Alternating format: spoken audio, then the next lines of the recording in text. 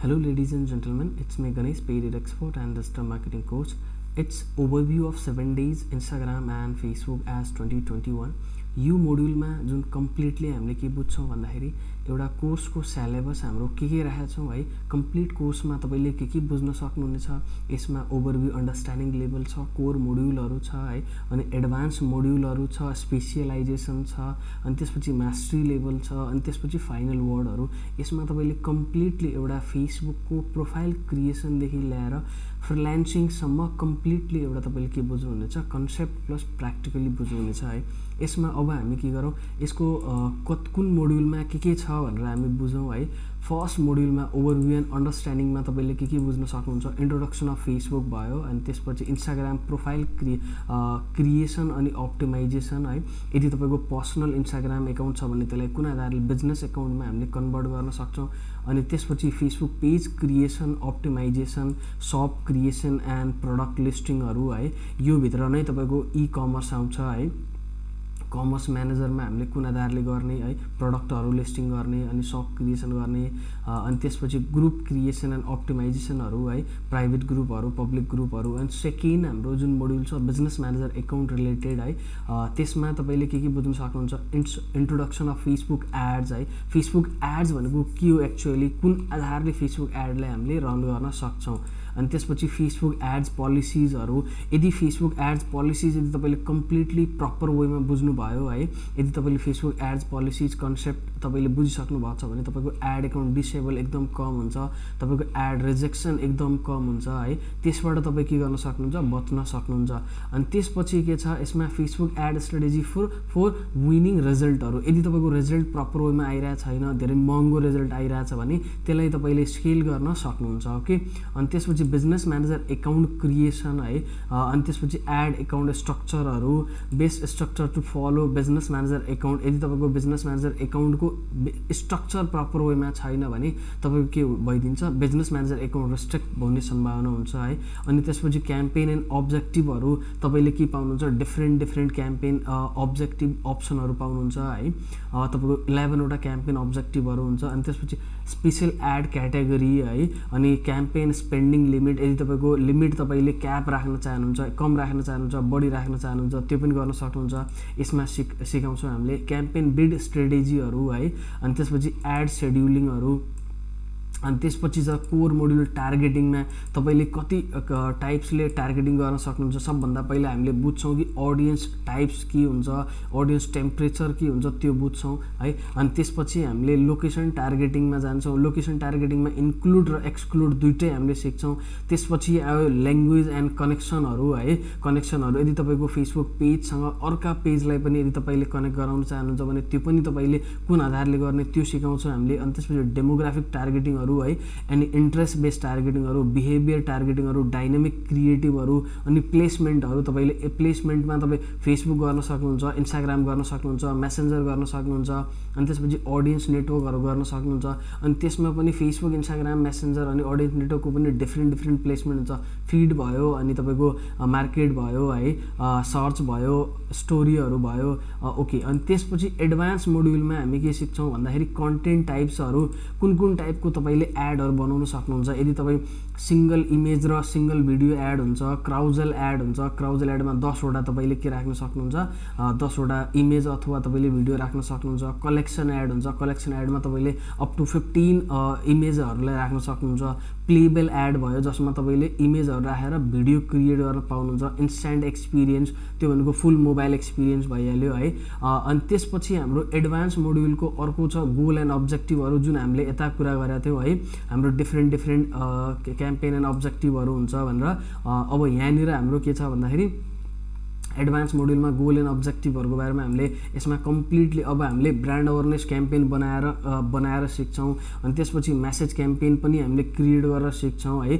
Step by step app instalment campaign create गरेर सिक्छौं। Video view campaign, traffic generation campaign, lead generation campaign, page likes, post engagement, event response क्याम्पेनहरु है, अनि conversion campaign, store traffic क्याम्पेनहरु। यो सबै क्याम्पेनहरु हामीले 1 बाइ 1 बनाएर सिक्छौं। ओके, अनि त्यसपछि स्पेशलाइजेसन कपीराइटिङहरु है कपीराइटिङको हामीले कुन कुन टुलहरु युज गर्ने है अनि कपीराइटिङको लागि हामीले कुन कुन एउटा त्यसको फर्मुलाहरु हुन्छ कुन कुन फर्मुलाबाट गर्ने त्यो सिकेका छौं अनि त्यसपछि कपीराइटिङको पनि कन्सेप्टहरु डिफरेन्ट कन्सेप्टहरुमा हामीले गर्छौं है अनि एड क्रिएटिभ डिजाइन यदि तपाईले ग्राफिक डिजाइन आउँदैन भने ग्राफिक डिजाइनिङको लागि पनि हामीले एकदम इजी टुलहरु युज गरेर हामीले के गरेका छौं अनलाइन टुलहरु युज गरेर सिकाएका छौं 5 वटा टुलहरु हामीले सिकाउने हो है अनि त्यसपछि स्पेशलाइजेसनमै आयो अटो च्याटबोट अन मेसेन्जर यदि तपाईको मेसेन्जरमा अटो रेस्पोन्स वाला तपाई बनाउन चाहनुहुन्छ है च्याटबोट बनाउन चाहनुहुन्छ भने त्यसको लागि पनि हामीले यसमा कुरा गर्छौं इन्ट्रोडक्सन अफ मेसेन्जर मार्केटिङ सबभन्दा पहिला मेसेन्जर मार्केटिङ भनेको के हो त्यो बुझ्छौं अनि त्यसपछि टुल फर मेसेन्जर मार्केटिङहरु है हामीले मल्टिपल टुलहरुको बारेमा कुरा गर्छौं अनि त्यसपछि सिक्वेन्स बनाएर हेर्छौं हामीले अनि त्यसपछि सिक्वेन्स 2 मा हामीले एडभान्समा कुरा गर्छौं है अनि त्यसपछि आयो स्पेशलाइजेसन जसमा चाहिँ हामीले रिमार्केटिङको बारेमा कुरा गर्छौं त्यसमा हामीले पिक्सल कोड सेटअप गर्छौं अनि कन्भर्जन कोड सेटअप गर्छौं है अनि त्यसपछि custom audience with website page video अनि एप कन्सेप्टहरु है यो भनेको के हो भन्दाखेरि कस्टम ऑडियन्स तपाईले एड रन गर्नुभयो त्यसबाट हामीले एड रन गरेबाट हाम्रो ऑडियन्स आयो एउटा सर्टेन पर्सेन्टेजमा ऑडियन्स आयो त्यो ऑडियन्सलाई हामीले के गर्ने कस्टम ऑडियन्स बनाएर रिमार्केट गर्न सक्छौं है अनि त्यसपछि यसको कन्सेप्ट 2 पनि हामीले गर्छौं रिमार्केटिङ विथ पिक्सल कोडहरु है अनि त्यसपछि remarketing with customer data email list phone number यदि छ भने त्यसबाट पनि हामीले के गर्न सक्छौं रिमार्केटिङ गर्न सक्छौं अनि त्यसपछि हाम्रो आयो how to handle negative comments on यो एड यदि तपाईको एड चलाउनु भएको छ यदि तपाईको एडमा के आइराछ नेगेटिभ कमेन्टहरु आइराछ भने त्यसलाई कुन आधारले हामीले ह्यान्डल गर्ने त्यसको बारेमा पनि हामीले यसमा कुरा गर्छौं है अनि त्यसपछि आयो मास्टरी लेभल जुन भनेको स्केलिङ र रिपोर्टहरु सबभन्दा मेन पार्ट आयो है यदि तपाईले स्केल गर्न सक्नुहुन्छ र रिपोर्ट चेक गरेर त्यसबाट तपाईले प्रपर वेमा यदि आफ्नो ऑडियन्सलाई डिफाइन गर्न सक्नुहुन्छ भने त्यो भनेको सबभन्दा बेस्ट कुरा हो है अनि त्यसपछि हामीले यसमा के सिक्छौं भन्दाखेरि हाउ टु चेक ऑडियन्स इनसाइटहरु है अनि त्यसपछि scaling Facebook ad campaign budget optimisation यो भनेको सीबीओ भनेको क्याम्पेन बजेट अप्टिमाइजेसन हो है अनि त्यसपछि स्केलिङ फेसबुक एड सेट र एड लेभलमा हामीले के सिक्छौं स्केल गर्न सिक्छौं कस्टम कलमहरु ड्याशबोर्डहरु यदि है हाम्रो एड अकाउन्टको प्रपर वेमा ड्याशबोर्डमा हामीले कलमहरु के राख्ने त्यो सबै हामीले कलमहरु राख्दा त्यहाँबाट हामीले के थाहा पाउँछौं भन्दा एक्ज्याक्टली हामीले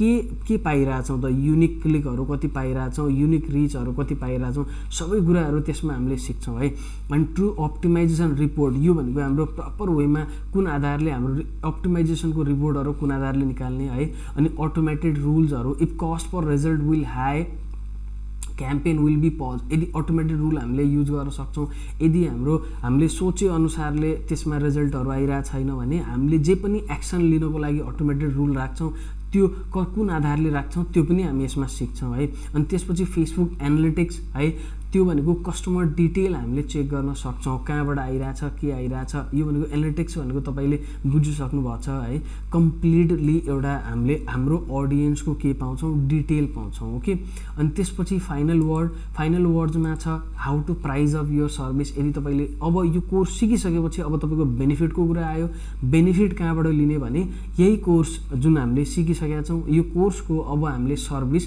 प्रोवाइड गर्ने सर्भिस प्रोवाइड गर्दा धेरैलाई अहिले मैले देखे अनुसारले मसँग क्वेशनहरु आइरा थियो है त्यो क्वेशन अनुसारले धेरैलाई प्राइजिङ गर्न नै आउँदैन त हामीले यसमा त्यो पनि कुरा गरेका छौं अनि त्यसपछि आयो फेसबुक एड चेकलिस्ट यसमा सबभन्दा बेस्ट म तपाईलाई एउटा ट्रिकहरु दिने हो है त्यो म बताउँछु अनि मसँग गुगल शीट नै छ यसको त्यो म शेयर गरौँला तपाईहरुमा है अनि त्यसपछि आयो how to approach with client and make money with फ्रीलान्सिङ यदि तपाई अब लास्टमा तपाईले के गर्नुपर्ने हुन्छ क्लाइन्टहरुलाई अप्रोच कसरी गर्ने है अनि त्यसबाट पैसा कसरी कमाउने त्यो सबै कुराहरु तपाई सिक्न सक्नुहुन्छ ओके यो हाम्रो कम्प्लिटली 7 डेज 14 आवर्स को एउटा लाइभ सेसन हुने हो है यो लाइभ सेसन तपाई लिनुस् मजाले है you will be expert in Facebook ads and Instagram ads है Instagram र Facebook को लागि तपाई एकदम मजाले पर्फेक्ट हुनुहुन्छ है okay guys thank you so much यदि तपाईले लिन चाहनुहुन्छ भने तल दिएको बटन क्लिक गर्नुस्